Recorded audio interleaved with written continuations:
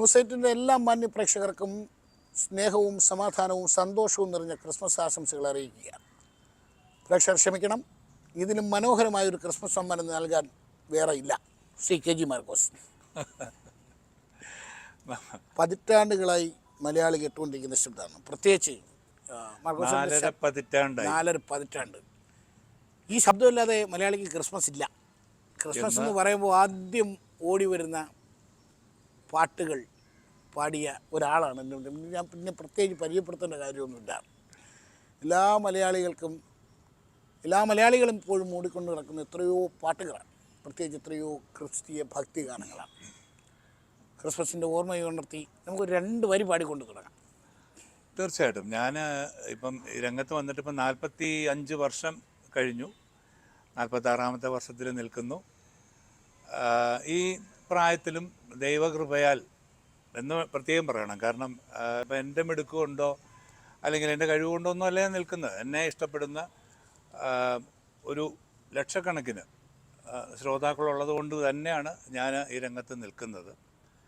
ഇത്രയും പാട്ടുകൾ ഏകദേശം 10,000-ന് മേലെ ക്രിസ്തീയ ഭക്തിഗാനങ്ങളും അതേപോലെ ഒരു 10,000-4000 മാപ്പിളപ്പാട്ടും 10,500 ഹിന്ദു ഡിവോഷണലും ഒക്കെ പാടാൻ പറ്റി. ഒരു 100 ചലച്ചിത്രങ്ങൾക്കും പാടാൻ പറ്റി. അതൊക്കെ ഈ പറഞ്ഞ പോലെ എൻ്റെ ഒരു ജന്മം കൊണ്ട് എനിക്ക് കിട്ടിയ സൗഭാഗ്യങ്ങളാണ്. അപ്പോൾ തീർച്ചയായിട്ടും അതിൻ്റെ പുറകിൽ ഒരുപാട് പ്രയത്നമുണ്ട്. നിങ്ങളെപ്പോലുള്ള മാധ്യമങ്ങളുടെ സപ്പോർട്ടുണ്ട്, ശ്രോതാക്കളുടെ പ്രാർത്ഥനയുണ്ട്, എല്ലാം ഞാൻ ഈ സമയത്ത് ഓർക്കുകയാണ്. തീർച്ചയായിട്ടും നമുക്ക് ഇനിയുള്ള ക്രിസ്മസുകളും ഇതേപോലെ ആഘോഷമായിട്ട് തന്നെ നമുക്ക് മുമ്പോട്ട് കൊണ്ടുപോകാം എന്ന് മനസ്സിൽ ധ്യാനിച്ചുകൊണ്ട് ഞാൻ പാടിയ ഒരുപാട് പാട്ടുകളുണ്ട്. അതിലേത് പാടണം എന്ന് ചോദിച്ചാൽ ഇപ്പോഴും കൺഫ്യൂഷനാണ്. കാരണം ഇസ്രായേലിൻ നാഥൻ എന്നുള്ള പാട്ട് അത് ക്രിസ്മസിൻ്റെ പാട്ടായിട്ട് ഉപയോഗിക്കാം. കാരണം മർത്യനായി ഭൂമിയിൽ പിറന്നു സ്നേഹദൈവം എന്നൊരു വാക്ക് അതിനകത്ത് വരുന്നുണ്ട്. കാരണം ക്രിസ്തുദേവൻ്റെ ജനനം മുതൽ മരണം വരെയുള്ള ആ ഒരു കാലം 12 വരിയിൽ ശ്രീ ബേബി ജോൺ കലയന്താനി എന്ന് പറയുന്ന വ്യക്തി എഴുതിയിരിക്കുകയാണ്. അതിനകത്ത് എല്ലാ കാര്യങ്ങളും, മുഖ്യമായിട്ടുള്ള കാര്യങ്ങൾ പ്രസ്താവിക്കുന്നുണ്ട്. അത് തീർച്ചയായിട്ടും. ചെങ്കടലിൽ നീ അന്നു പാത തെളിച്ചു, അത് ബൈബിളിൽ പറയുന്ന ഒരു ഇതാണ്. അതുപോലെ മരുഭൂവിൽ മക്കൾക്ക് മന്ന പൊഴിച്ചത്, അങ്ങനെ ഒരുപാട് കാര്യങ്ങൾ. അപ്പോൾ അതും ക്രിസ്തുമസ് പാട്ടായിട്ട് പാടാം. അതല്ലാതെ ഞാൻ പാടിയിട്ടുള്ള അനവധി ക്രിസ്തീയ ഗാനങ്ങൾ. KG മാർക്കോസ് എന്ന പേര് കേൾക്കുമ്പോൾ ആദ്യം മനസ്സിൽ കേൾക്കുന്ന കടന്നു വരുന്നത് ഇസ്രായേലിൻ നാഥൻ എന്നുള്ള പാട്ട് തന്നെയാണ്. ആ പാട്ടാണ്. അതിനെന്തൊരു ഭയങ്കര മാജിക്കൽ പാട്ടാണ് എന്ന് തോന്നിയിട്ടില്ല. തീർച്ചയായിട്ടും. ഞാനത് ഈ പറഞ്ഞ പോലെ പാടുമ്പോൾ എനിക്ക് അങ്ങനെയൊന്നും തോന്നിയില്ലെങ്കിലും, കാരണം എന്നും പാടുന്ന പോലത്തെ ഒരു പാട്ടെന്നുള്ള തോന്നിയുള്ളൂ. പക്ഷേ അതിൻ്റെ ഒരു പാടിക്കഴിഞ്ഞ് ഏകദേശം ഒരു 2 മാസമൊക്കെ ആയപ്പോഴാണ് അതിൻ്റെ ഒരു ബൂസ്റ്റപ്പ് ഉണ്ടായത്. അത് കഴിഞ്ഞ് അതിൻ്റെ ആ പാട്ട് തന്നെ എല്ലാ ഭാഷയിലും ഒരു 3-4 ഭാഷയിലേക്ക് മാറ്റി പാടിയിരുന്നു. അതേപോലെ കാറിൻ്റെ പിന്നെ റിവേഴ്സ് ടോണായിട്ട് വന്നു, ഡോർ ബെല്ലായിട്ട് വന്നു. അങ്ങനെ ഒരുപാട് വ്യത്യസ്തത പുലർത്തിയ ഒരു പാട്ടാണ്. അപ്പോൾ അതിൻ്റെ ഒരു 4 വരി ഞാൻ പാടാം. ഇസ്രായേലിൻ നാഥനായി വാഴുമേകദൈവം, സത്യജീവമാർഗമാണു ദൈവം, മർത്യനായി ഭൂമിയിൽ പിറന്നു സ്നേഹദൈവം,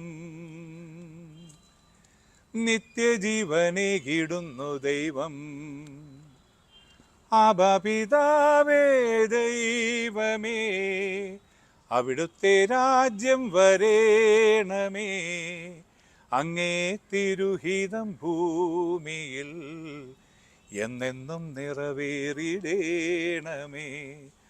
ഇസ്രായേലിൻ നാഥനായി വാഴും ഏകദൈവം, സത്യജീവമാർഗമാണു ദൈവം. ഇതാണ് ഈ ചില പാട്ടുകൾക്ക് ഒരു ചില വിധികൾ. അതെ, ഒരു ദൈവീകത അത് ദൈവം ഒന്ന് തൊട്ട് വിടുന്ന ചില പാട്ടുകളുണ്ട്. അത് അതിപ്പോൾ ലളിതഗാനമായാലും സിനിമാ പാട്ടായാലും പിന്നെ മറ്റേത് ഈ ഗാനമാണെങ്കിലും. പാട്ട് ഇപ്പോൾ പാടിയിട്ട് എത്ര വർഷമായിട്ടുണ്ടാവും? 23 വർഷമായി നമ്മൾ 3 വയസ്സുള്ള പിള്ളേർ വരെ പാടി നടക്കുന്ന പാടി. പാട്ടാണ്. ഇപ്പോഴും ആ ഒരു മരിക്കാത്തൊരു പാട്ടാണ്. ചോദിക്കൽ ക്രിസ്മസ് കാലമാണ്. എങ്ങനെയാണ് ഈ വർഷത്തെ ക്രിസ്മസ് തിരക്ക് ആണെന്നറിയാം? തിരക്ക് കഴിഞ്ഞ കുറച്ച് വർഷങ്ങളായിട്ട് നല്ല തിരക്കാണ്. എനിക്ക് തോന്നുന്നു കുറച്ച് വർഷങ്ങൾ എന്ന് പറഞ്ഞാൽ ഒരു 10-25 കാൽനൂറ്റാണ്ടിലേറെയായി. കാരണം ഈ സമയത്താണ് പലപ്പോഴും ഒരുപാട് കൂട്ടായ്മകളും കൂടിച്ചേരലുകളും അതുപോലെ പിന്നെ ന്യൂ ഇയറിൻ്റെ വരവും എല്ലാം കൂടെ ആയതുകൊണ്ട് ഒരു ആഘോഷ മൂഡാണ്. അപ്പം ഇവിടെയും ഗൾഫിലും ഒക്കെ മെയിനായിട്ട് മുഖ്യമായിട്ട് പ്രോഗ്രാംസ് ഒരുപാട് ഉള്ള ഒരു സമയമാണ്. അപ്പോൾ അതുകൊണ്ട് പൊതുവേ ആ ഒരു രീതിയിലുള്ള തിരക്കുണ്ട്. പിന്നെ റെക്കോർഡിങ്സ്, ഇപ്പോൾ ഇതിന് വേണ്ടിയിട്ടുള്ള പാട്ടുകൾ, അതേപോലെ ന്യൂ ഇയറിന് വേണ്ടിയിട്ടുള്ള പാട്ടുകൾ അങ്ങനെ ചെയ്യുന്ന ഒരു സമയം ഉണ്ടായിരുന്നു. ഇപ്പോൾ കുറച്ച് കുറവുണ്ട്. നേരത്തെ മുൻ വർഷങ്ങളിൽ ഒരുപാട് ഒരാഴ്ചയിൽ തന്നെ 8-10 പാട്ടൊക്കെ ചിലപ്പോൾ പാടേണ്ടി വരും. അപ്പോൾ അങ്ങനെയുള്ളൊരു സമയം ഉണ്ടായിരുന്നു. അപ്പോൾ അതുകൊണ്ട് പൊതുവേ തിരക്കുണ്ട്. ഈ വർഷം ഇപ്പം ഞാൻ 28 വരെ അത്യാവശ്യം നല്ല തിരക്കുണ്ട്. ഈ കൊല്ലത്തൊരു ക്രിസ്മസ് ഓർമ്മ എന്താണ്? കുട്ടിക്കാലവും ഒക്കെ അവിടെ ആയിരുന്നല്ലോ. തീർച്ചയായിട്ടും എൻ്റെ സംഗീത ജീവിതത്തിൻ്റെ ആരംഭം കൊല്ലമാണ്. കാരണം പക്ഷെ അതിനു മുമ്പ് ഞാൻ ജനിച്ച് ഏകദേശം 5ാം ക്ലാസ് വരെ 10 വയസ്സ് വരെ പഠിച്ചത് തിരുവനന്തപുരത്താണ്. അപ്പോൾ അന്നൊക്കെ ആ ഒരു കാലഘട്ടത്തിൽ ഇങ്ങനെയുള്ള ആഘോഷങ്ങളൊന്നുമില്ല. കാരണം 1957 എന്ന് പറയുമ്പം വർഷം എത്രയായി? ഇപ്പം 66 വർഷമാകുന്നു. അപ്പോൾ ആ 66 വർഷത്തിന് അല്ലെ 65 വർഷത്തിന് മുമ്പ് ഉള്ള കേരളം എന്ന് പറഞ്ഞാൽ ഇന്നത്തെ പോലെ സുഭിക്ഷതയുടെ ഒരു കേരളം അല്ല. പക്ഷേ ഒരുപാട് എന്താ പറയുക, ഇപ്പോൾ ഒരു വീട് തന്നെ ഒരു 10 സെൻറ്റ് 15 സെൻറ്റ് 20 സെൻറ്റ് അങ്ങനെ ഒരുപാട് മുറ്റവും ഒക്കെ ഉള്ള ഒരു കാലഘട്ടമായിരുന്നു അത്. അപ്പം നമുക്കൊക്കെ ഓടിക്കളിക്കാനും അതേപോലെ അടുത്ത വീടുകളിലേക്കൊക്കെ ഓടി ചെല്ലാനും, അവിടെ ചിലപ്പോൾ പ്ലാവുണ്ടാവും, അല്ലെങ്കിൽ മുറ്റത്ത് ഒരുപാട് ചെടികളുണ്ടാവും. അപ്പോൾ അതൊക്കെ പറിക്കാനും പ്ലാവേ വലിഞ്ഞു കയറാനും ഊഞ്ഞാലിടാനും ഒക്കെ ഉള്ള ഒരു ടെൻഡൻസിയൊക്കെ അന്ന് കുഞ്ഞുങ്ങൾക്ക് പ്രത്യേകിച്ചും ഉണ്ടായിരുന്നു. ഇപ്പം ഇന്നാണ് ഇപ്പം നമ്മൾ കൂട്ടിലിട്ട് വളർത്തുന്ന പട്ടിയെ പോലെ കുട്ടികളെ നമ്മൾ വളർത്തുന്നത്. അപ്പം അങ്ങനെ അല്ലായിരുന്നു അന്നത്തെ കാലം എന്ന് പറഞ്ഞാൽ. അങ്ങ് അഴിഞ്ഞങ്ങ് പോവുകയാണ്, നമ്മൾ അങ്ങ് നടക്കുക. അവധിയൊക്കെ കാലം എന്നൊക്കെ പറഞ്ഞാൽ ശരിക്കും ആഘോഷിച്ച് നടക്കുന്ന സമയമാണ്. പക്ഷേ ഇന്നത്തെ പോലെ ഇപ്പോൾ ഈ റെഡിമെയ്ഡ് പിന്നെ നക്ഷത്രങ്ങളോ അല്ലെങ്കിൽ ഇങ്ങനെയുള്ള മിന്നുന്ന ബൾബുകളോ, അന്നൊക്കെ അങ്ങനത്തെ ഒരു ബൾബ് കിട്ടാനൊക്കെ ആഗ്രഹിച്ചിട്ടുണ്ട്. ഇങ്ങനത്തെ ചെറിയ ബൾബല്ല, മിന്നുന്ന വലിയ ബൾബ്. പക്ഷെ അത് എങ്ങനെയാണ് ആ ബൾബ് മിന്നുന്നതെന്ന് നമുക്കറിയത്തില്ല. പിന്നീടാണ് മനസ്സിലായത് അത് സ്റ്റാർട്ടർ എന്ന് പറഞ്ഞൊരു സാധനം കൂടെ കണക്ട് ചെയ്യുമ്പോഴാണ് ആ ബൾബൊക്കെ സാധാരണ അങ്ങനെ മിന്നുന്നതെന്നുള്ളത്. അപ്പോൾ അതൊക്കെ പിന്നീട് മനസ്സിലാക്കിയൊക്കെ വരുന്നത് ഒത്തിരി സമയം കഴിഞ്ഞിട്ടാണ്. അപ്പോൾ ആ ഒരു ക്യൂരിയോസിറ്റി നമ്മുടെയൊക്കെ മനസ്സിലൊക്കെ അന്ന് പിള്ളേരുടെ മനസ്സിലുണ്ടായിരുന്നു.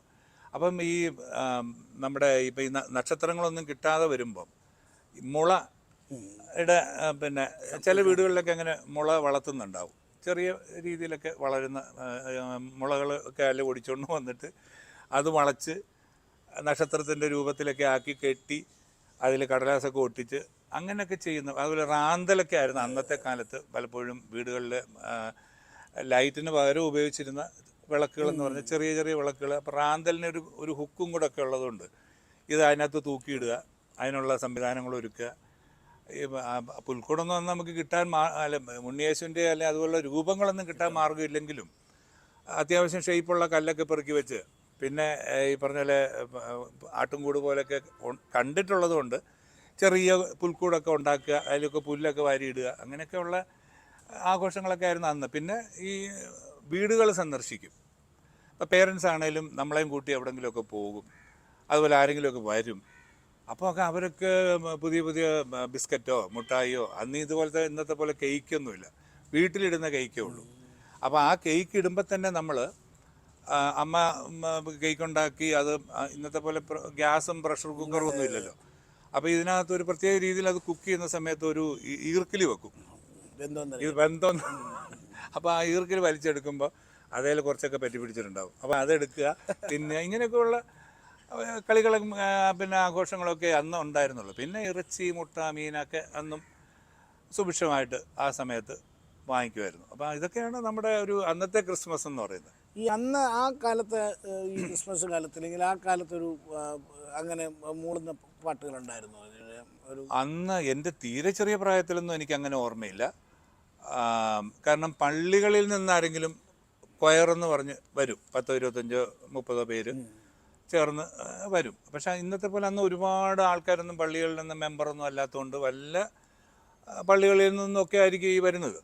പിന്നെ ഈ കുട്ടികൾ അന്നും ഇന്നും ഒക്കെ ചിലപ്പോൾ ചില ഏരിയ കേന്ദ്രീകരിച്ച് 8, 10 കുട്ടികളൊക്കെ ചേർന്ന് എന്തെങ്കിലുമൊക്കെ ശബ്ദമൊക്കെ ഉണ്ടാക്കി രാത്രി ക്രിസ്മസ് പപ്പ എന്നൊക്കെ പറഞ്ഞ് വരും. അങ്ങനെയൊക്കെയുള്ള ഓർമ്മകളായിരുന്നു കൂടുതൽ. അപ്പോൾ അന്നൊക്കെ പാടുന്ന പാട്ടുകളിൽ ക്രിസ്തീയമായിട്ട് എൻ്റെ ഓർമ്മയിൽ അങ്ങനെ ഞാൻ ആദ്യം കേൾക്കുന്ന പാട്ടൊക്കെ രാജാക്കന്മാരുടെ രാജാവെയൊക്കെയാണ്. ആ ഒരു 70 കാലഘട്ടത്തിലൊക്കെ ആയപ്പോഴത്തേക്കും അതൊക്കെയാണ് ആദ്യത്തെ ക്രിസ്തീയ പാട്ടായിട്ട് കേട്ടിട്ടുള്ളത്. പിന്നെ ജീസസ് എന്ന് പറഞ്ഞ സിനിമയൊക്കെ വന്നതിന് ശേഷമാണ് രാജാവിൻ രാജാവെഴുന്നള്ളുന്നു ആ പാട്ടൊക്കെ പിന്നെ ആ ഒരു താളത്തിലൊക്കെ ഉള്ള പാട്ടുകൾ എനിക്കൊന്ന് ഈ രാജാക്കന്മാരുടെ രാജാവ് മാർക്കോസ് ഒരുപാട് വേദികളിൽ പാടിയിട്ടുണ്ട്. രാജാക്കന്മാരുടെ രാജാവേ നിന്റെ രാജ്യം വരേണമേ, നേതാക്കന്മാരുടെ നേതാവേ നിന്റെ നന്മ നിറയേണമേ. ഇതൊക്കെ ആയിരുന്നു ആദ്യകാലങ്ങളിൽ ഞാൻ കേട്ടിട്ടുള്ള പാട്ടുകൾ. അത് ഞാൻ മാർക്കോസ് ഒരുപാട് വേദികളിൽ പാടി. ഞാൻ ഈ രാജാക്കന്മാരുടെ അതൊരു ഒരുപാട് വേദികൾ ഇപ്പോഴും പാടുന്നുണ്ട്. കാരണം അത്രയും ആ ഒരു മൂടെന്നൊക്കെ പറയുന്നത് എന്താ പറയുക, ഒരു പള്ളിയുടെ ഒരു മൂടാണ്. അതേപോലെ തന്നെ അന്നത്തെ ഏത് പാട്ടും ഇപ്പം ഒരു ചർച്ച് ഓർഗൻ്റെ ശബ്ദവും അന്ന് ഈ ആഘോഷമായിട്ട് ഇന്നത്തെ പോലെ ഈ അടിപിടി ബഹളമൊന്നും ഇല്ലല്ലോ. ആ ചർച്ച് ഓർഗൻ്റെ ശബ്ദം കേൾക്കുമ്പോൾ തന്നെ നമുക്കറിയാം ഇതൊരു പള്ളിപ്പാട്ടാണ്.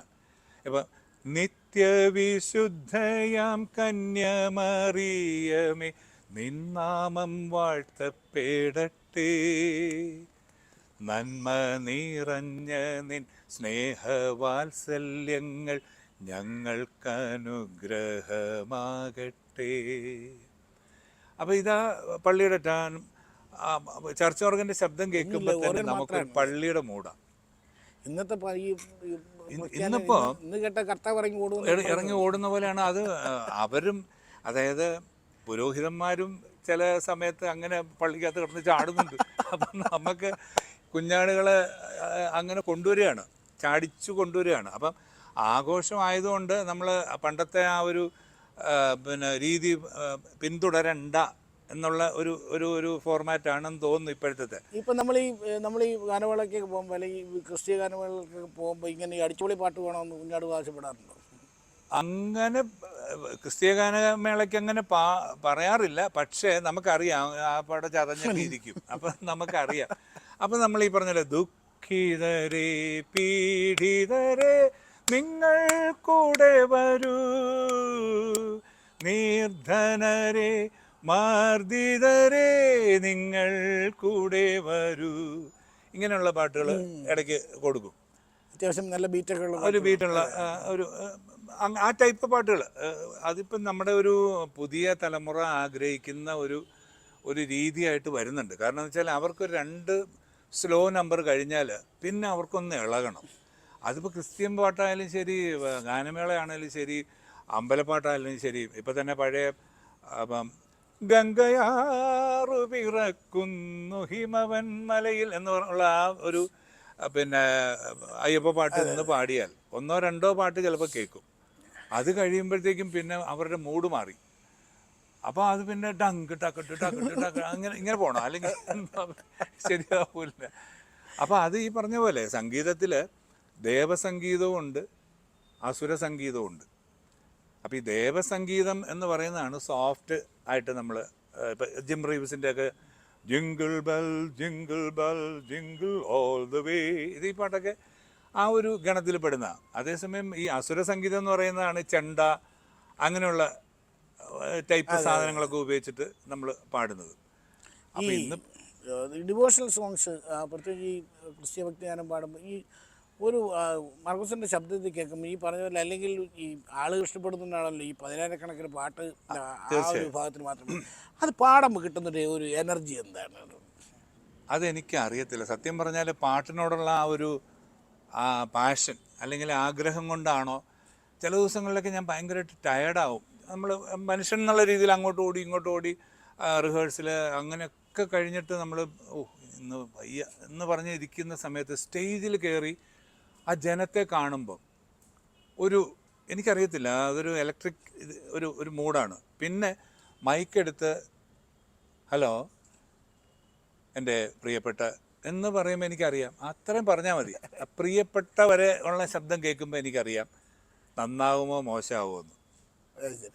അതായത് ആ ഔട്ട്പുട്ട് എങ്ങനെയാണ് പോകണമെന്നുള്ളത് ഏകദേശം എനിക്കൊരു ഐഡിയ കിട്ടും. അതെനിക്കറിയത്തില്ല, അതൊരു എന്തോ ദൈവം തന്ന ഒരു കഴിവാണ്. ഈ 45-46 വർഷം എന്ന് പറയുമ്പോൾ ഒരു ചില്ലറ കാലയളവല്ല.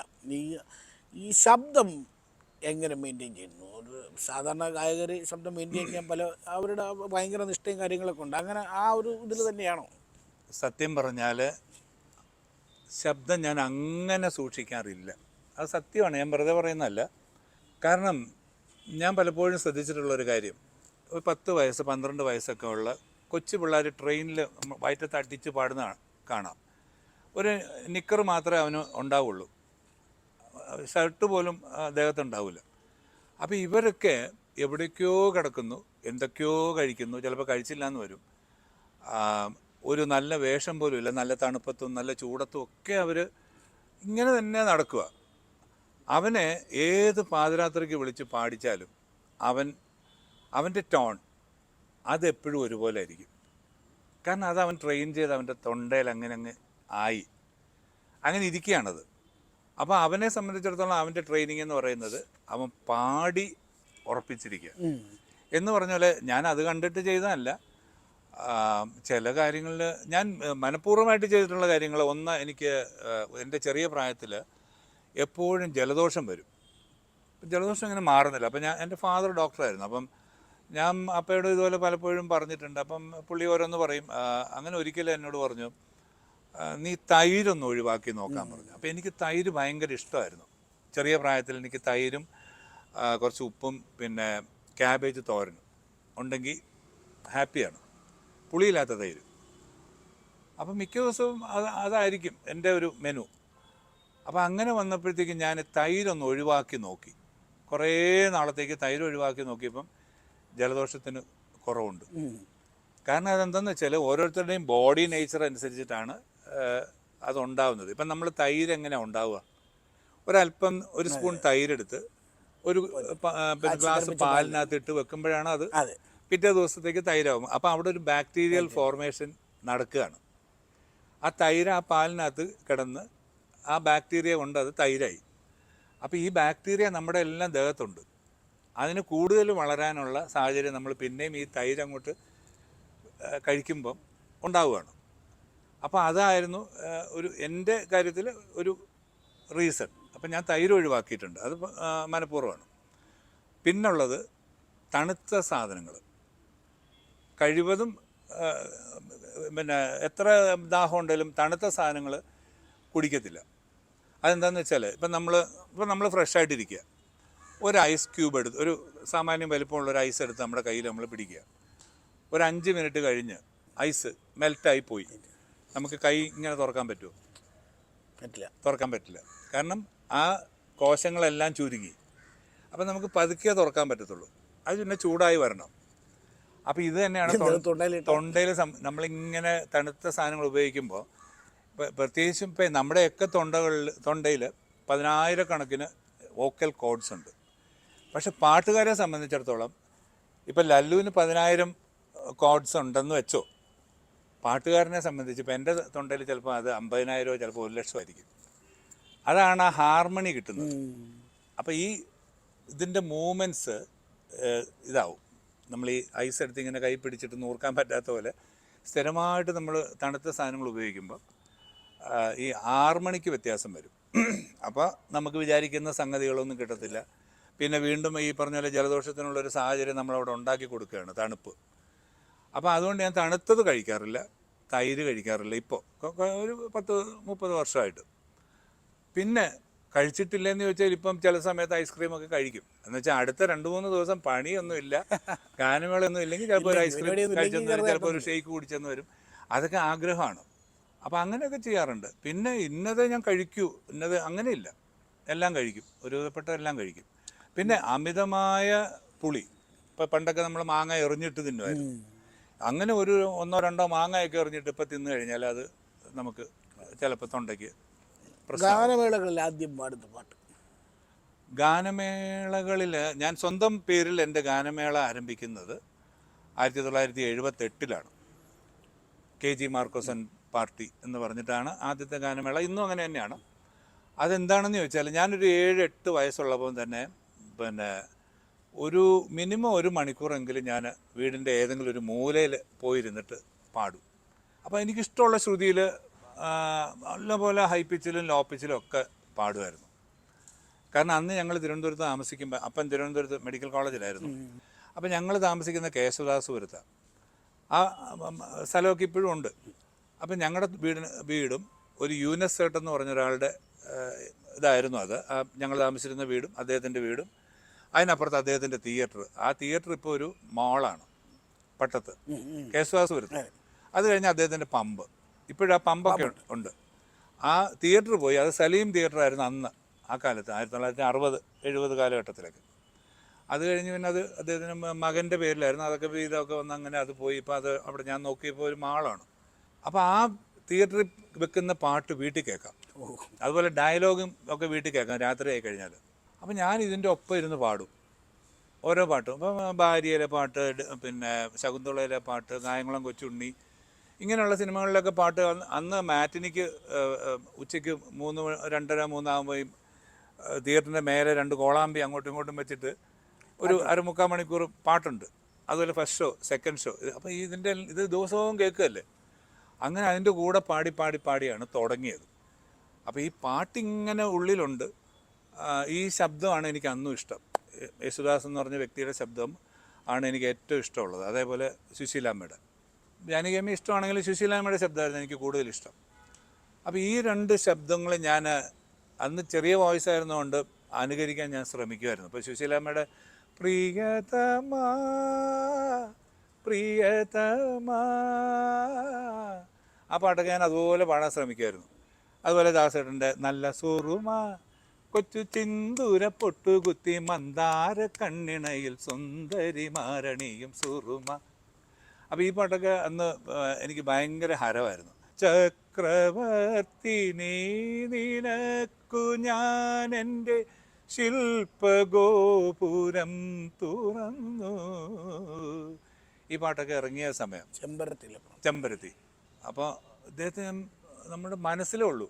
അപ്പോൾ ആദ്യമായിട്ട് കാണുക, തൊട്ടടുത്ത് വീട്ടിൽ. അപ്പോൾ അദ്ദേഹത്തിൻ്റെ അവിടുത്തെ സുധാകരൻ ചേട്ടൻ്റെ മകനും എൻ്റെ കൂടെ പഠിക്കുന്ന.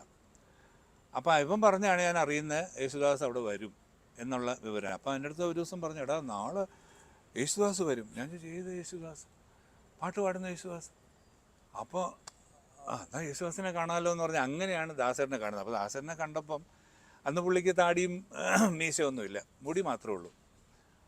അപ്പോൾ എന്തോ എനിക്കറിയത്തില്ല, വല്ലാത്ത ഒരു പ്രത്യേകത. അപ്പോൾ അന്ന് തീരുമാനിച്ചു പാട്ട് മതി. അങ്ങനെയാണ് ഞാൻ ഈ പാട്ടിലേക്ക് വരുന്നത്. പാട്ടിലേക്ക് വന്നു. പിന്നെ ഞാൻ പറഞ്ഞില്ലേ, ഇപ്പം അപ്പൻ ഡോക്ടറായിരുന്നു, അപ്പൻ്റെ അപ്പനും ഡോക്ടറായിരുന്നു, അപ്പൻ്റെ സഹോദരി ഡോക്ടറാണ്, വേറെ അമ്മാവന്മാർ 2 പേര് ഡോക്ടർമാരുണ്ട്, അമ്മയുടെ അനിയത്തി ഡോക്ടറായിരുന്നു. അപ്പോൾ അങ്ങനെ ഒരു 6-7 ഡോക്ടർമാർ ഞങ്ങളുടെ ഫാമിലിയിലുണ്ട്. അപ്പോൾ ഓട്ടോമാറ്റിക്കായിട്ട് മക്കളിലാരെങ്കിലും ഡോക്ടറാകണം എന്നൊരാഗ്രഹം ഏത് മാതാപിതാക്കൾക്കുള്ള പോലെ പുള്ളിക്കും ഉണ്ടായിരുന്നു. അപ്പോൾ എനിക്കായിരുന്നു ഇച്ചിരി സയൻസിൽ താല്പര്യം. അപ്പോൾ ഇത് കണ്ട് കഴിഞ്ഞപ്പോഴത്തേക്കും തീരുമാനിച്ചു പാട്ട് മതിയെന്ന്. അപ്പോൾ പുള്ളിക്ക് അന്നൊരു പ്രയാസമായിരുന്നു, കാരണം ഇവൻ എവിടെ ചെന്ന് എത്തും. കാരണം അന്ന് കലാകാരന്മാരെ എന്നും എക്കാലത്തും രാജഭരണകാലത്തും രാജാവിൻ്റെ കൊട്ടാരം ഗായകൻ എന്ന് പറഞ്ഞൊരു പോസ്റ്റ് ഉണ്ടായിരുന്നു.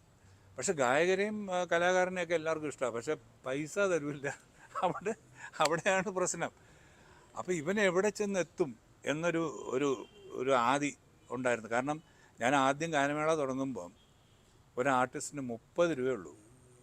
ഇന്നത്തെ പല ഫേമസ് ആർട്ടിസ്റ്റുകൾ വന്ന് എൻ്റെ കൂടെ വായിച്ചിട്ടുള്ളവരാണ്. അന്ന് മോഹൻ സിത്താരയ്ക്ക് മാത്രമേ ഉള്ളൂ 50 രൂപ, ബാക്കി എല്ലാവരും 30-35 രൂപയേ ഉള്ളൂ. അപ്പം നമുക്കൊരു 7-8 അല്ലെ 10 ആർട്ടിസ്റ്റിനെ വെച്ചാൽ ഒരു 400 രൂപയുടെ ചിലവേ ഉള്ളൂ. 500 രൂപയ്ക്കായിരുന്നു ആദ്യത്തെ ഗാനമേള. അങ്ങനെ ആണ് തുടങ്ങി പിന്നെ അങ്ങോട്ട് ഈ പറഞ്ഞ പോലെ എന്താ പറയുക, ആഗ്രഹമല്ലേ. അപ്പം എവിടുന്ന് അപ്പോൾ ഈ പറഞ്ഞ് അന്ന് വാമൊഴിയാണ്. അപ്പോൾ ഈ ആൾക്കാരും പറയാൻ തുടങ്ങി, എടാ കൊല്ലത്തൊരു പാട്ടുകാരനുണ്ട് യേശുദാസിനെ പോലെ പാടും.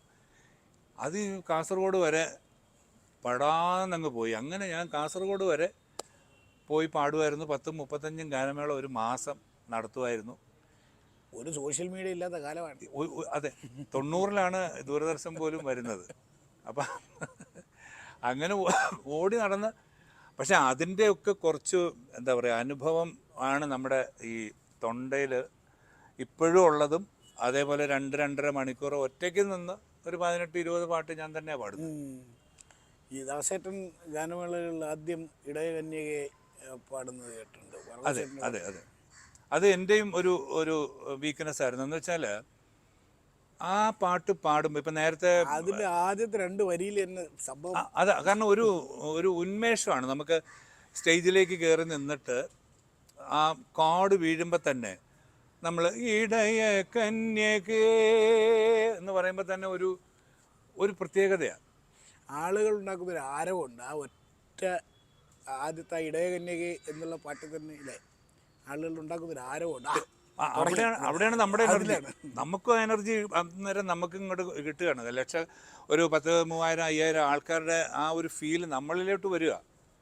അപ്പം നമുക്കും പിന്നെ ഒരു എനർജിയാണ്. അപ്പം ഞാൻ തന്നെ എൻ്റെ പ്രോഗ്രാമിന് ഒരു 18 പാട്ട് വരെയൊക്കെ ഞാൻ ഒറ്റയ്ക്കാണ് പാടുക ഇപ്പോഴും. കാരണം ജനവും അങ്ങനെ തന്നെയാണ്. സ്റ്റേജ് തരുന്ന ഒരു പവർ ഭയങ്കരമാണല്ലേ ഇപ്പോഴും. ആ ഒരു ഈ ആളുകളുടെ ഒരു സഡൻ റെസ്പോൺസ് ഒക്കെ തരുന്ന ഒരു അതാ ഞാൻ പറഞ്ഞത്, അവരുടെ ഇത് എനർജി നമ്മളിലോട്ടും പകരും. അതേസമയം ഈ ചതഞ്ഞ ഓഡിയൻസ് ഒക്കെ വരുമ്പോഴാണ് നമുക്ക് എങ്ങനെയാലും തീർത്തിട്ട് പോകണമെന്നുള്ള ആ ഒരു ഫീല് വരുന്നത്. അല്ലാതെ വരുമ്പോൾ നമുക്ക് തന്നെ അങ്ങോട്ട് കുറേ ഇൻപുട്ട് ഇടാനായിട്ട് നമുക്ക് തന്നെ തോന്നും. എനിക്ക് തോന്നുന്നു കേരളത്തിൽ കൊടുങ്കാറ്റ് പോലെ ആഞ്ഞടിച്ച ഓഡിയോ കാസറ്റുകളുടെ ഒരു കാലമുണ്ട്. വയലാറിൻ്റെ പാട്ടുകൾ പാടി ഇറക്കിയ ഒരു സമയമൊക്കെ ആ കാലമൊക്കെ അല്ലേ. അതെ, 82 മുതൽ ഒരു 95 വരെ അതൊരു വലിയ ബൂമായിരുന്നു, കാസറ്റിൻ്റെ ബൂം. അത് കഴിഞ്ഞപ്പോൾ അത് CD-യിലോട്ടായി. അപ്പോൾ CD-യിലോട്ടായപ്പോഴത്തേക്കും ഈ പറഞ്ഞ പോലെ മറ്റേത് 12 പാട്ടിൻ്റെ 10 പാട്ടിൻ്റെ ഒരു കാസറ്റ് എന്നുള്ളത് CD-യിലോട്ടായപ്പോൾ ആദ്യം 15 ആദ്യത്തെ. അത് കഴിഞ്ഞ് പിന്നെ അത് 15 എന്നുള്ളത് 20 പിന്നെ 30 50 പിന്നെ 100 പാട്ടൊക്കെ ഒരു CD-യിലോട്ട്. അപ്പോൾ അതിൻ്റെ ക്വാളിറ്റിക്ക് വ്യത്യാസം വന്നു. അങ്ങനെയാണ് പിന്നെ അങ്ങോട്ട് മൂല്യച്യുതി വന്നിട്ട് ഇപ്പോൾ ഓൺലൈനിൽ വരെ ആയി.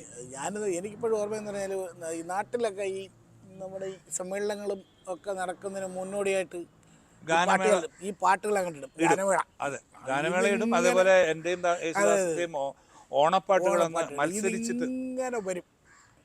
ഒരുപാട് പാട്ടുകൾ. ശരിയാണ്. അതേപോലെ ഈ പഴയ പാട്ടുകൾ, നല്ല നല്ല പാട്ടുകൾ. ഇപ്പം യേശുദാസ് എന്ന വ്യക്തി അതൊരു മഹാമേരുവാണ്. കാരണം ഒരുപാട് കഴിവുകൾ ദൈവം ഒന്നിച്ചു കൊടുത്തിരിക്കുന്ന ഒരു വ്യക്തിയാണ്. പിന്നെ അവരുടെ കാലഘട്ടവും അതുപോലെയായിരുന്നു. ഇപ്പോൾ 1961 മുതൽ ഏതാണ്ട് 2000 വരെയുള്ള കാലഘട്ടം എടുത്താൽ, ഒരു 40 വർഷം എടുത്താൽ ആ റേഡിയോയുടെ ഒരു കാലഘട്ടം ഉണ്ടായിരുന്നു. അപ്പോൾ അതിനകത്ത് ആദ്യകാലങ്ങളിലൊക്കെ, പ്രത്യേകിച്ച് എൻ്റെയൊക്കെ ചെറിയ പ്രായത്തിൽ, നമുക്ക് 2-3 പ്രാവശ്യമേ ചലച്ചിത്ര ഗാനങ്ങൾ കേൾക്കാൻ പറ്റൂ ഒരു ദിവസം. അപ്പം നിങ്ങളാവശ്യപ്പെട്ട ചലച്ചിത്ര ഗാനങ്ങളെന്നോ അല്ലെങ്കിൽ എന്തെങ്കിലും ഒരു പ്രത്യേക മഴവില്ലെന്നൊക്കെ പറഞ്ഞ് ഓരോ പേരിൽ ഇത് വരും. ആ സമയത്തെ നമുക്കത് കേൾക്കാൻ പറ്റും. അപ്പം നമ്മൾ വളരെ കീനാണ്. ഒരു പാട്ട് കേൾക്കുമ്പം അത് വളരെ ശ്രദ്ധിച്ച് അടുത്ത പിന്നെ 2ാമത്തെ പ്രാവശ്യം വരുമ്പോൾ ആ പാട്ട് കേൾക്കണമെന്നില്ല. പിന്നെ അത് ചിലപ്പോൾ 2 ദിവസം കഴിഞ്ഞായിരിക്കും വരുന്നത്. അപ്പം നമ്മൾ വളരെ ശ്രദ്ധിച്ചിരുന്നിട്ടാണ് ഓരോ പാട്ടും പഠിക്കുന്നത്. അപ്പോൾ ശബ്ദം നമ്മൾ ശ്രദ്ധിക്കും, ആ പാട്ടിൻ്റെ ട്യൂൺ ശ്രദ്ധിക്കും, അതിൻ്റെ അകത്ത് കൊടുത്തിരിക്കുന്ന വികാരങ്ങൾ ശ്രദ്ധിക്കും. അങ്ങനെ കുറേ കാര്യങ്ങൾ ശ്രദ്ധിച്ചിട്ടാണ് ഒരു പാട്ട് പഠിക്കുന്നത്.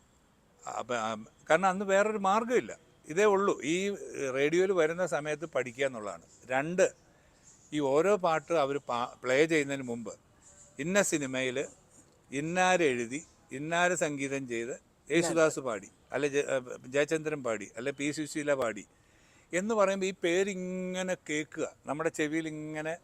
എന്നും യേശുദാസ് എന്ന് കേൾക്കുമ്പോൾ നമുക്ക് പിന്നെ ഈ പേര് മറക്കാൻ പറ്റില്ലല്ലോ. ഇന്നിപ്പോൾ നമ്മൾ പാടിയാൽ ഒരു പാട്ട് ഇതാര് പാടിയതാണെന്ന് പോലും നമുക്കറിയില്ല. കാരണം ഇതാരും പറയുന്നില്ല.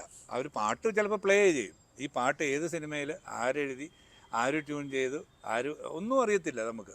അപ്പോൾ അങ്ങനെ വന്നപ്പോഴത്തേക്കും ഇന്നിപ്പോൾ ആരും അറിയാത്ത ഒരു കാലഘട്ടമായി. മറ്റേ അതല്ലായിരുന്നു. ആ എഴുതിയ ആളിൻ്റെ പേര്, പാടിയ ആളിൻ്റെ പേര്, സംഗീതം ചെയ്ത ആളിൻ്റെ പേര്, സിനിമ കമ്പനിയുടെ പേര് എല്ലാം പറഞ്ഞിട്ടാണ് ഈ പാട്ടിടുന്നത്. അപ്പോൾ നമുക്ക് അതിങ്ങനെ നമ്മുടെ ചെവിയിൽ ഇങ്ങനെ കിടക്കുക. അതൊക്കെ ഇവർക്കൊക്കെ ഒരു പ്ലസ് പോയിൻ്റ് ആയിരുന്നു. പിന്നെ ഇവരുടെ അമാനുഷ്യമായിട്ടുള്ള കഴിവുകളും. അപ്പോൾ അതൊരു എന്താ പറയുക, കാലഘട്ടം തന്നെ ആയിരുന്നു. ഇന്നിപ്പോൾ വന്നിട്ട് അങ്ങനെ ഒരു ഒരു ഒരു രീതിയുമില്ല. ഇന്ന ശബ്ദം വേണമെന്നില്ല. ആ ശബ്ദത്തിന് തന്നെ അതിൻ്റെ അകത്തെ വികാരങ്ങൾ എന്താണെന്ന് ഇന്നത്തെ സംഗീത സംവിധായകർക്കും ശ്രോതാക്കൾക്കും അറിയില്ല. ഇന്ന് ഹസ്കിയാണല്ലോ. ആ ഹസ്കിയുടെ ഒരു കാലമാണ്. അപ്പോൾ ആ പാട്ടിനകത്ത് വരുന്നൊരു വികാരമുണ്ട്. ഇപ്പം കാരണം ദാസേട്ടൻ്റെ ആദ്യകാലങ്ങളിലെ പാട്ടുകൾ കേട്ട് കഴിഞ്ഞാൽ നമുക്ക് ആ പാട്ട് ശ്രദ്ധിക്കുന്നവർക്കറിയാം അദ്ദേഹത്തിൻ്റെ ആ ശബ്ദത്തിൻ്റെ ഒരു ഒരു ഒരു അതിൻ്റെ കൂടെ വേറൊരു ടോണും കൂടെ വരും. ഇന്നിപ്പോൾ അത്ര ഇല്ല, അത് ആ ടോൺ അത്രയും കിട്ടുന്നില്ല. അതായിരുന്നു പുള്ളിയുടെ ശബ്ദം. ഈ ടെക്നോളജി സംഗീതത്തെ ഞെക്കുന്നതായിട്ട് തോന്നിയിട്ടുണ്ട്. പുതിയ തീർച്ചയായിട്ടും ഒരു പരിധി വരെ ഞെക്കുന്നുണ്ട്. ടെക്നോളജി കൊണ്ട് കുറേ ബുദ്ധിമുട്ടുകളും ഉണ്ടായിട്ടുണ്ട്. കാരണം ഇപ്പം നേരത്തെ ഞാൻ പറഞ്ഞ പോലെ ഒരു പാട്ട് നമ്മൾ കേൾക്കുമ്പോൾ നമ്മൾ അത്രയും ശ്രദ്ധിച്ചിരുന്ന് കേൾക്കും. ഇന്നിപ്പോൾ അതല്ല, പിന്നെ കേൾക്കാം, അല്ല 4 പേര് നമ്മൾ കേട്ടു, ആയില്ലേ പിന്നെ കേൾക്കാം എന്ന് പറഞ്ഞ് നമ്മൾ മാറ്റി വെക്കും. അപ്പോൾ ആ ഒരു ഇൻട്രസ്റ്റ് നമുക്ക് പോയി. മറ്റേ അതല്ല, നമ്മൾ ആ 4 മിനിറ്റ് നമ്മൾ ശ്രദ്ധിച്ചിരുന്ന് കേൾക്കും.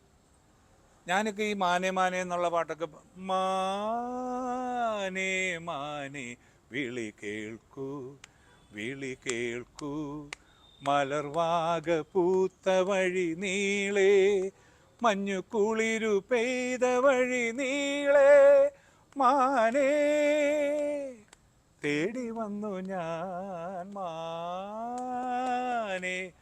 അപ്പോൾ ഇതൊക്കെ നമ്മൾ ആ ടൈമിങ്ങും ആ ശബ്ദവും ഒക്കെ കേട്ട് പഠിച്ചതാണ്. കാരണം രണ്ടാമത് നമ്മൾ അത് ഇട്ടുകൊണ്ട് പാടി നോക്കാൻ നമുക്കൊരു സംവിധാനം അന്നേരം ഇല്ല. ഇപ്പോഴാണ് നമ്മളത് കേട്ട് കഴിഞ്ഞ് ഇത്ര സമയമുണ്ട്, അപ്പം അത് എണ്ണ മറ്റേതല്ല, നമുക്ക് എണ്ണാനൊന്നും പറ്റത്തില്ല. അപ്പോൾ അത്രയും സമയമുണ്ട് എന്ന് നമ്മുടെ മനസ്സിൽ നമ്മൾ. അപ്പം ഇന്നിപ്പോൾ അതല്ല, ടെക്നോളജി വന്നപ്പോഴത്തേക്കും നമുക്ക് ഇങ്ങനെയുള്ള സംവിധാനം ബാറൊന്നും എണ്ണാൻ ഇപ്പം എണ്ണിപ്പാടാം, അന്ന് എണ്ണാൻ പറ്റത്തില്ലായിരുന്നു. പിന്നെയുള്ള സംവിധാനം എന്താണെന്ന് വെച്ചാൽ അന്ന് ഒരു പ്രാവശ്യം പാടിപ്പോയാൽ പോയി. അപ്പോൾ ദാസേട്ടൻ തന്നെ ചിലപ്പോൾ പറഞ്ഞിട്ടുണ്ട്, അത് കയ്യിൽ നിന്ന് പോയെങ്കിൽ പോയി, പിന്നെ തീർന്നു എന്ന് അത്രേ ഉള്ളൂ. അത് വിട്ട് കളയണം. പിന്നെ അതിനെപ്പറ്റി ആലോചിച്ചുകൊണ്ടിരിക്കരുതെന്ന് പറയും. ഇന്നിപ്പോൾ അതല്ല, നമുക്ക് പഞ്ച് ചെയ്യാം, ഒരു വാക്ക് വേണേൽ പഞ്ച് ചെയ്യാം, ഒരക്ഷരം വേണേൽ പഞ്ച് ചെയ്യാം. അപ്പോൾ അതൊക്കെ സൗകര്യങ്ങളാണ്, ഇല്ലയെന്ന് ഞാൻ പറയത്തില്ല, സൗകര്യങ്ങളാണ്. നമുക്ക് പ്രായമൊക്കെ ആകുമ്പോഴത്തേക്കും അതൊക്കെ വലിയ സൗകര്യങ്ങളാണ്. പിച്ച് വേണമെങ്കിൽ മാറ്റാം, നമുക്ക് നമ്മുടെ പിച്ച് അങ്ങോട്ട് ഷിഫ്റ്റ് ചെയ്യാം, അല്ലെങ്കിൽ ഇറക്കാം, ഇങ്ങനെയൊക്കെയുള്ള സൗകര്യങ്ങളൊക്കെ ഉണ്ട്. പക്ഷേ ഇത് വെച്ചുകൊണ്ട് ഈ പറഞ്ഞ പോലെ ഒരു കഴിവും ഇല്ലാത്തവരെ തല്ലി അങ്ങോട്ട് കയറ്റുന്ന ഒരു രീതി ഉണ്ട്. അതായത് ശ്രുതിയോ താളമോ ഒന്നും ഇല്ലെങ്കിൽ പോലും നമുക്കത് കറക്റ്റ് ചെയ്ത് കുറച്ച് മെനക്കെട്ടാൽ പാട്ടാക്കി എടുക്കാം. ഈ റിയാലിറ്റി ഷോകളെ കുറിച്ച് എന്താണ് പറയാനുള്ളത്? പാടുന്ന കുട്ടികൾ എന്നും റിയാലിറ്റി ഷോ ഉണ്ടായിട്ടുണ്ട്. ഞാൻ പറയുന്നത് ഇതിലെ ചാനലുകളിലെ റിയാലിറ്റി ഷോ അല്ല, ദാസേട്ടനോ അല്ലെ അതിന് മുമ്പത്തെ കാലഘട്ടത്തിലോ ഒക്കെ മത്സരിച്ച് തന്നെയാണ് കുട്ടികൾ മുമ്പോട്ട് വന്നിട്ടുള്ളത്. അന്നും കുട്ടികൾ നന്നായി പാടിയിട്ടുണ്ടാവാം. ചെറിയ ക്ലാസ്സുകളിൽ പാടിയിട്ടാണെങ്കിലും ഹയർ ക്ലാസ്സുകളിൽ വരുമ്പം അവരെ കൊണ്ട് പാടിക്കുന്നതും അവർ പിന്നെ വേറെ സംഗീതം തിരഞ്ഞെടുത്ത് പോകുന്നതും അല്ലെങ്കിൽ ഡാൻസോ വേറെ എന്തെങ്കിലും കഥകളിയോ ഒക്കെ തിരഞ്ഞെടുത്ത് പോകുന്നത് അങ്ങനെയാണല്ലോ. അപ്പോൾ അന്നും ഉണ്ടായിട്ടുണ്ട് നല്ല രീതിയിൽ പാടുന്ന കുഞ്ഞുങ്ങൾ, പക്ഷെ ആരും അറിഞ്ഞില്ല. ഇന്നിപ്പോൾ അതല്ല, ഇന്നിപ്പോൾ ഈ എവിടെയാണ് മനുഷ്യൻ്റെ വീക്ക്നെസ് എന്ന് നോക്കിയിട്ട് കുഞ്ഞുങ്ങളെ കൊണ്ട് പാടിക്കുക, അല്ലെങ്കിൽ അത് വെച്ചിട്ട് മുതലാക്കി എടുക്കുക. പക്ഷേ ഇതിനകത്തുള്ള പ്രശ്നം എന്താണെന്ന് വെച്ചാൽ ഈ കൊച്ചു കുഞ്ഞുങ്ങളുടെ തൊണ്ട അവർ പാടിയുള്ള എക്സ്പീരിയൻസ് അവർക്കില്ല. 1. 2, ഇപ്പോൾ ഒരു സംഗതി തന്നെ ഇന്നലെ ഒരു ചാനലിൽ ഞാനിതുപോലെ സംഗതികളെ പറ്റി പറയുന്നത് കേട്ടു. മോളെ ആ സംഗതി ഒന്നും ഇങ്ങനെ, ആ സംഗതി അവർക്ക് പാടണമെന്നുണ്ട്, പക്ഷെ അവരുടെ തൊണ്ട അന്നേരം വഴങ്ങില്ല. കാരണം അവർക്ക് അങ്ങനെ ഒരു ശീലം അവർക്ക് അതുവരെ ഇല്ലല്ലോ. ഈ ഒരു മത്സരത്തിന് വന്നപ്പോഴാണ് അവരത്. അതേസമയം അതൊരു തൊഴിലാക്കി എടുത്തിരിക്കുന്ന ആളാണെങ്കിൽ ചിലപ്പം ആ സംഗതി അവിടെ ഇട്ടില്ലെങ്കിൽ അല്ലെങ്കിൽ വന്നില്ലെങ്കിൽ അവർ കുറവാണ്. ഇതല്ല, ഒരു കുഞ്ഞ് വന്നു, അതിനെ ഈ പറഞ്ഞ പോലെ അവിടെ കുറച്ച് ട്രെയിനിങ് ഒക്കെ കൊടുത്തിട്ട് പാടിക്കുന്നു, അപ്പോഴും അത് ചിലപ്പോൾ കൃത്യമായിട്ട് വന്നില്ല എന്ന് വരാം. കാരണം അത് നമ്മളൊരു എക്സ്പീരിയൻസ്ഡ് ആയിട്ടുള്ള ഒരാൾ പാടുന്ന പോലെ ഒരിക്കലും ഒരു കുഞ്ഞിന് പാടാൻ പറ്റത്തില്ല. പിന്നെ എക്സ്ട്രാ ഓർഡിനറി ജന്മങ്ങൾ എപ്പോഴും ഉണ്ടാവാറുണ്ട്, ഇല്ലേ? ഇപ്പം തീരെ പാവപ്പെട്ട വീടുകളിൽ നിന്ന് തന്നെ ചിലപ്പോൾ വലിയ സയൻറ്റിസ്റ്റ് ഉണ്ടായിട്ടുണ്ടാവാം. കാരണം അത് അപ്പൻ വലിയ സയൻറ്റിസ്റ്റ് ആയതുകൊണ്ടല്ല, അത് എക്സ്ട്രാ ഓർഡിനറി ദൈവം കൊടുത്ത ഒരു കഴിവാണ്. അപ്പോൾ എന്ന് പറഞ്ഞാൽ സംഗീതജ്ഞരും മറ്റ് രീതിയിലുള്ളവരും എഴുത്തുകാരും ഒക്കെ ഉണ്ടായിട്ടുണ്ട് എല്ലാ കാലത്തും. ഇതിപ്പം കൂടുതൽ അവസരങ്ങൾ വരുന്നതുകൊണ്ട് നമ്മൾ പെട്ടെന്ന് നമുക്ക് കണ്ടെത്താൻ പറ്റും. പക്ഷെ അത് കണ്ടെത്തിക്കഴിഞ്ഞാലും അതൊരു തൊഴിലാക്കിയെടുത്ത് ആ രംഗത്ത് ഇന്നത്തെ കാലത്ത് പ്രത്യേകിച്ചും ശോഭിക്കുമെന്ന് നമുക്ക് ഇപ്പോൾ ഉറപ്പിച്ച് പറയാൻ പറ്റത്തില്ല. സമയമെടുക്കും. ഈ മാർക്കോസേട്ടൻ ഇപ്പോൾ കാണുമ്പോഴും എനിക്ക് പാടിക്കാൻ തോന്നുന്നൊരു കഴിഞ്ഞോണം നമ്മൾ കണ്ടപ്പോഴും ഞാൻ പറഞ്ഞതാണ് ആകാശദീപമേ ആർദ്ര നക്ഷത്രമേ. എന്തോ എനിക്കതൊരു മാർക്കോസേട്ടൻ പാടി കേൾക്കുമ്പോൾ എനിക്ക് ആ ഒരു പാട്ടൊന്നല്ല, ആ പഴയ കാലത്തുണ്ടായിട്ടുള്ള മിക്ക പാട്ടുകളും എന്താ പാട്ടുകളാണ്. ഞങ്ങൾ ഇന്നിപ്പോൾ ഇങ്ങോട്ട് വന്ന സമയത്ത് പറയുമായിരുന്നു ഓരോ പാട്ടിനകത്തെ ആ ഒരു ശബ്ദവും വികാരവും ഒക്കെ. അതൊക്കെ ദക്ഷിണാമൂർത്തി സ്വാമി അല്ലെങ്കിൽ ദേവരാം മാസ്റ്റർ, അർജുന മാസ്റ്റർ, എന്തിന് ഇന്നത്തെ പുതിയ തലമുറയെ പോലും ജെറി മാസ്റ്റർ ഒക്കെ അവരൊക്കെ മാസ്റ്റേഴ്സ് തന്നെ ആയിരുന്നു. അപ്പോൾ ഇതൊക്കെ ഈ പറഞ്ഞ നല്ല നല്ല എന്താ പറയുക അനുഭവങ്ങളിൽ നിന്ന് അവർ ഉണ്ടാക്കിയെടുത്തിട്ടുള്ള പാട്ടുകളാണ്. അവർക്കറിയായിരുന്നു അത് ആര് പാടിയാൽ നന്നാവും, അല്ലെ ആരെ കൊണ്ട് പാടിക്കാം. ഇന്നിപ്പോൾ അതല്ല. ഇന്നിപ്പോൾ എന്താ പറയുക, കുറേയൊക്കെ വർഗീയമായിട്ടുണ്ട്, കുറേയൊക്കെ സ്വാധീനമായിട്ടുണ്ട്. അതുപോലെ അവാർഡുകൾ, ഇന്നിപ്പോൾ ആർക്കും അവാർഡ് കിട്ടുന്ന ഒരു കാലഘട്ടമാണ്. അപ്പോൾ അങ്ങനെയൊക്കെ വന്നപ്പോഴത്തേക്കും ആ പാട്ടിനും അല്ലെങ്കിൽ ആ ഒരു തൊഴിലിനും ഒന്നും ഒരു മഹത്വമില്ലാത്ത ഒരു രീതിയിലോട്ട് പോയി. മറ്റേ അതല്ലായിരുന്നു. ഇപ്പം ഈ പറഞ്ഞ പോലെ പിന്നെ സീൻ കാണുമ്പോൾ നമ്മുടെ മനസ്സിലേക്ക് വരും, അല്ലെങ്കിൽ ഈ പാട്ട് കേൾക്കുമ്പോൾ ആ സീൻ നമ്മുടെ മനസ്സിലോട്ട് വരും. ഇപ്പം പ്രവാചകന്മാരേ,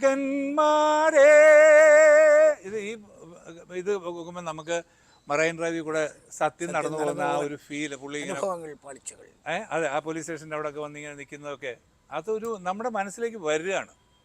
എന്ന് പറഞ്ഞാൽ ഇപ്പം ആകാശദീപമേ ആർദ്ര നക്ഷത്രമേ അലരുകൾ കരിയുമേ മണ്ണിൽ വരൂ, ഒരു തരി വെട്ടം പകർന്നു പോകൂ,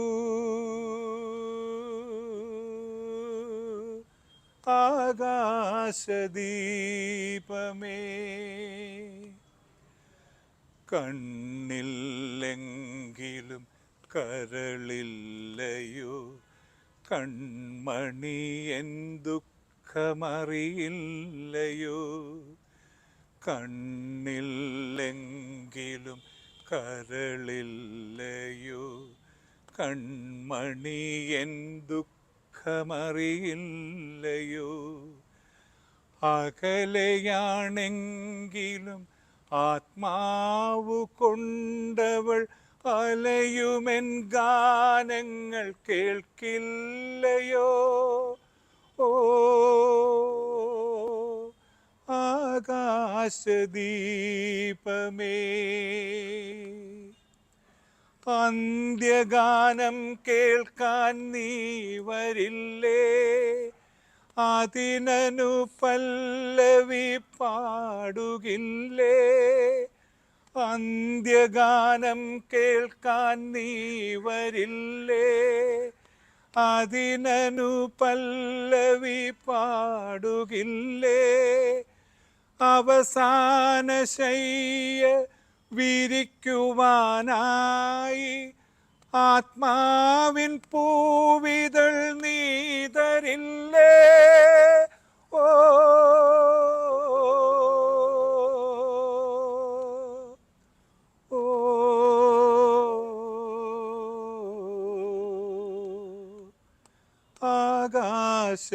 ആകാശദീപമേ ആർദ്ര നക്ഷത്രമേ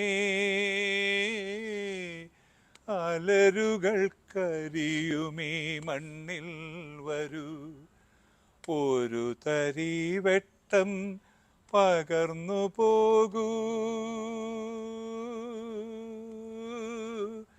ആകാശദീപമേ.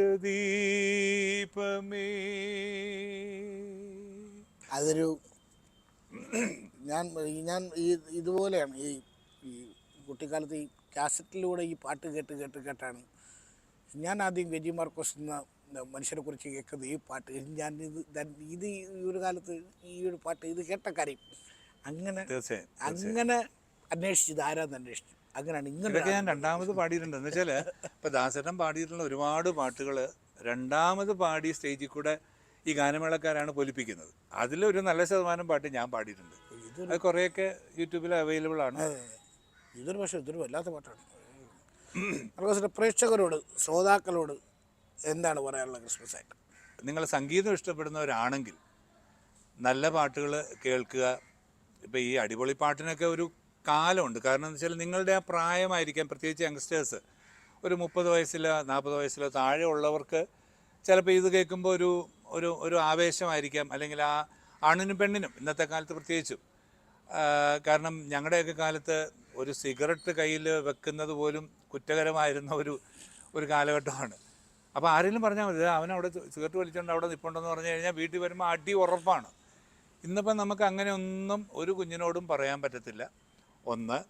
2, ഇതൊക്കെ പരീക്ഷിച്ചിട്ടുള്ളവരാണ് പലരും. അതെനിക്കും അറിയാം.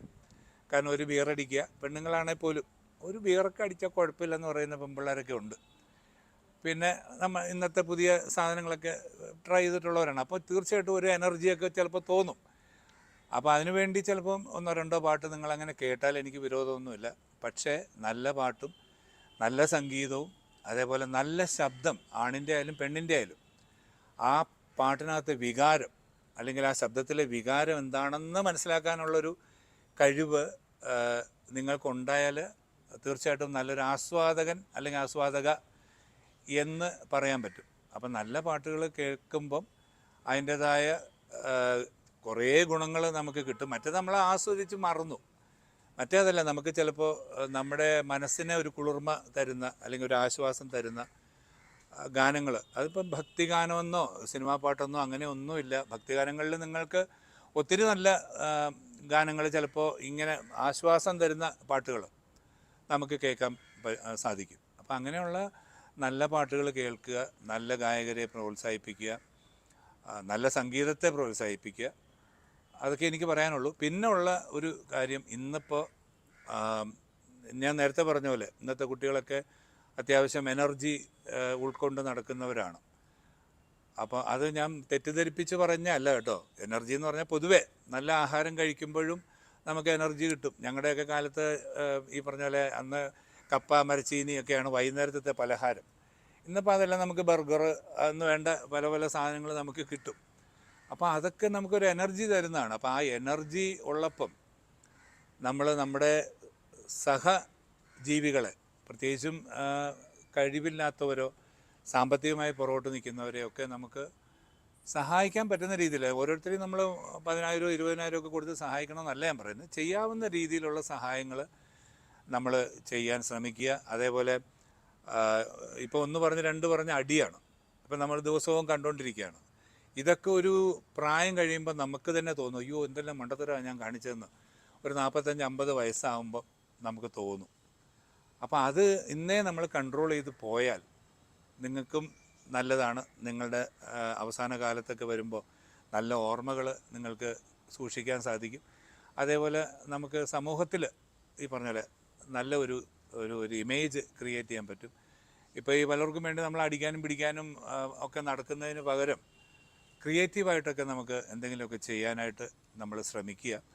നിന്നെപ്പോലെ നിൻ്റെ അയൽക്കാരനെ സ്നേഹിക്കുക എന്നാണ് ക്രിസ്തുദൈവം പഠിപ്പിച്ചിട്ടുള്ളത്. അതുപോലെ തന്നെ നാരായണസ്വാമിയും പറഞ്ഞിട്ടുണ്ട്, വിവേകാനന്ദൻ പറഞ്ഞിട്ടുണ്ട്, ഒരുപാട് കാര്യങ്ങൾ. അപ്പോൾ അതൊക്കെ നമുക്ക് നമ്മുടെ ജീവിതത്തിൽ പ്രാവർത്തികമാക്കാൻ പറ്റുന്ന കാര്യങ്ങൾ നമുക്ക് ചെയ്യാം. ഒരു നല്ല നാളേക്ക് വേണ്ടിയിട്ട് നമുക്ക് ഒത്തൊരുമിച്ച് പ്രവർത്തിക്കാം. സന്തോഷത്തിൻ്റെയും സമാധാനത്തിൻ്റെയും ഐശ്വര്യത്തിൻ്റെയും ഒക്കെ ഒരു പ്രതീകമാണ് ക്രിസ്തുമസ്. ക്രിസ്തുമസ് തരുന്ന സന്ദേശം അതാണ്.